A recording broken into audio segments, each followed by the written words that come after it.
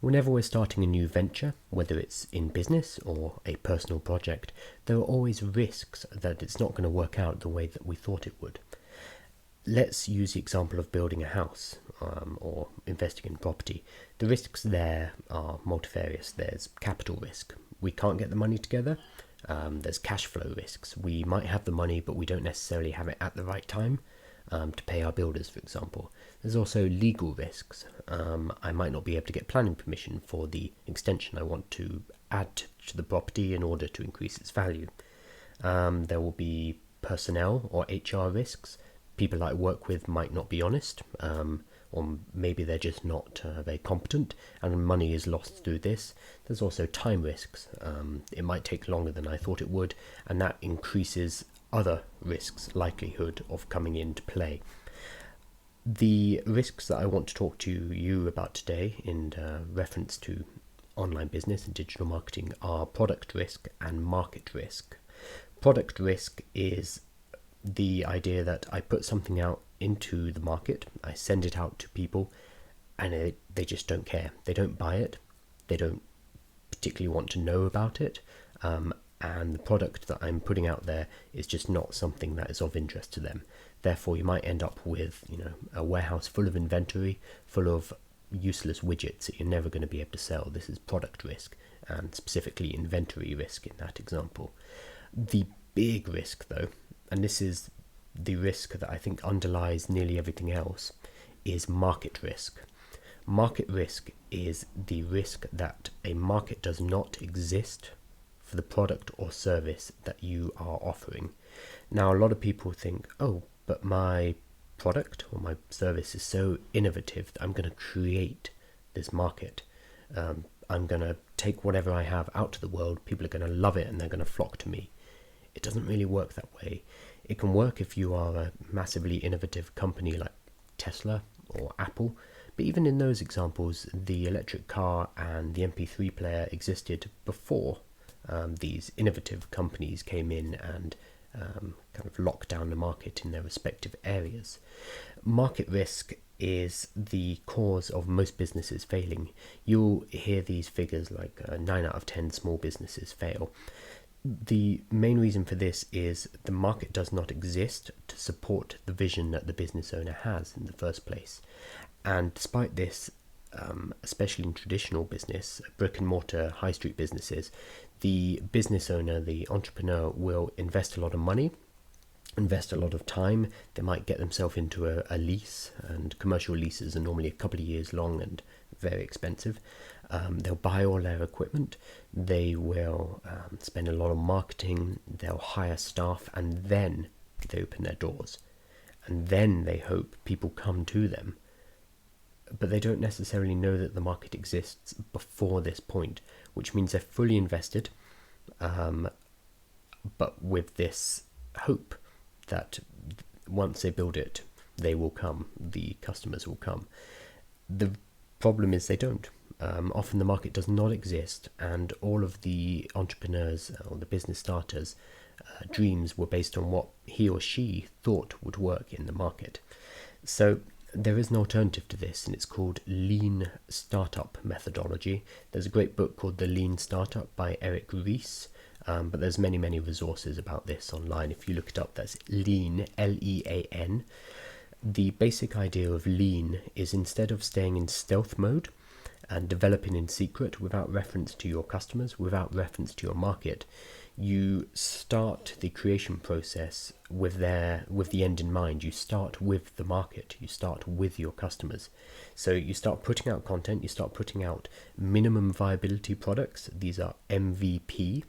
Minimum viability products are the simplest form of your the value that you're going to be offering the market, without you having to invest huge amounts of time, money and effort in creating it, but instead using an MVP, a minimum viability product, to test whether or not there's any need for this in the market.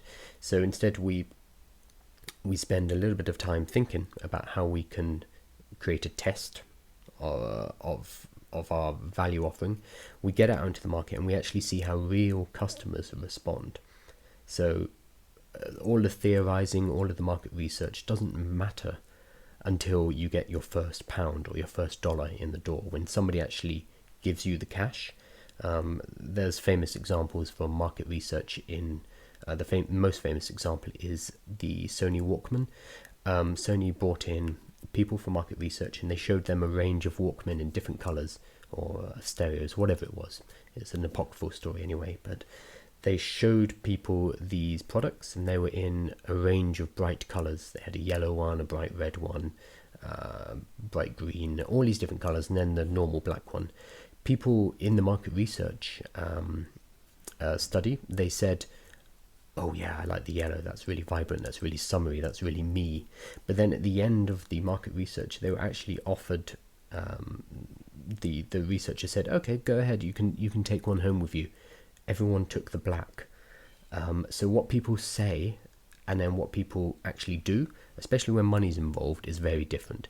People will say one thing and then act in a different way. So until you have an opportunity to take your product to market, to have people actually open their wallets, you don't know whether your idea, your product or your service is going to work. So we use the lean methodology. We use this assumption that we are ignorant and we know nothing, and instead we go to the market first.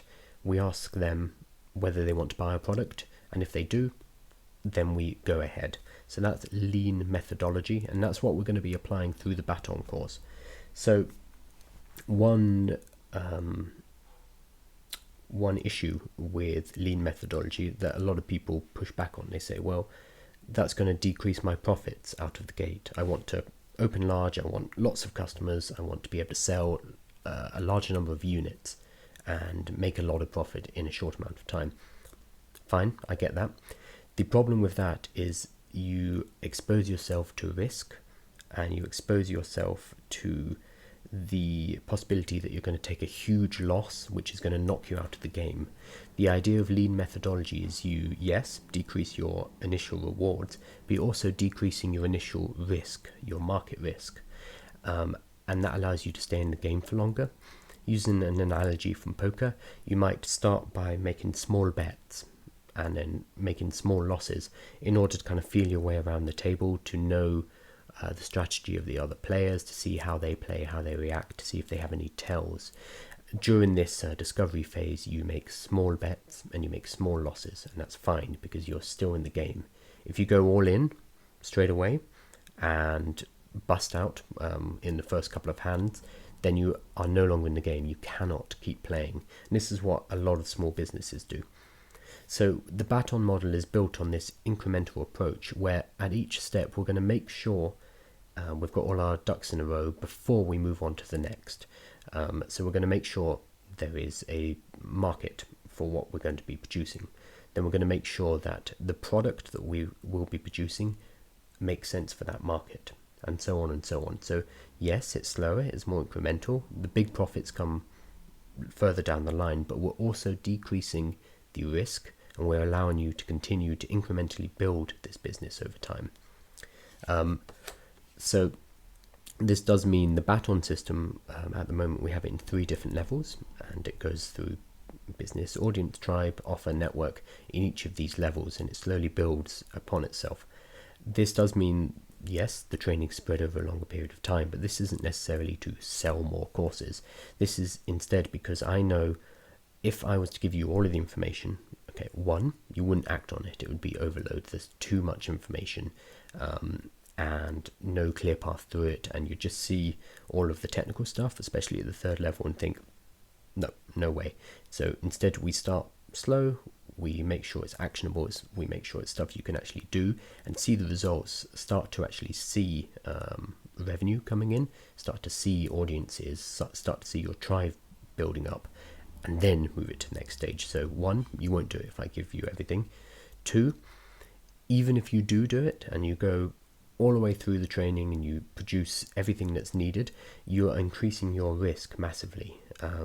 By not incrementally stepping through the process and reducing risks one at a time, we are exposing ourselves to a giant risk, which is you might go all in, spend £20,000 producing your product on advertising on a beautiful website, etc., but you haven't tested your idea, you haven't gone to market early enough, And when you open your doors, the people don't come to you, and you've lost that money, you've lost that time, and you are more likely to say, sod this, online business doesn't work, and leave the game.